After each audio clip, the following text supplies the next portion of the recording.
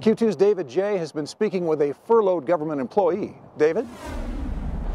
Thanks, Rob. We're down here at the Department of Interior and the Bureau of Indian Affairs.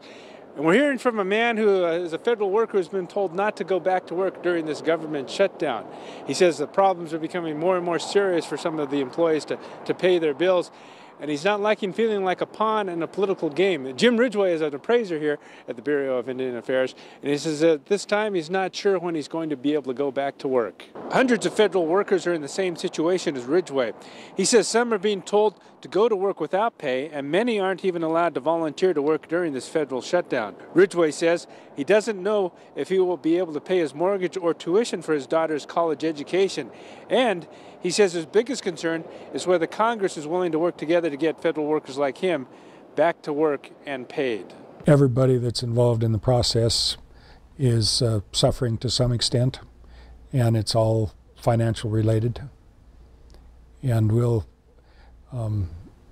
go back to work when we're called, and we'll never make up for the time that we've lost, so we'll just have to pick up where we left off.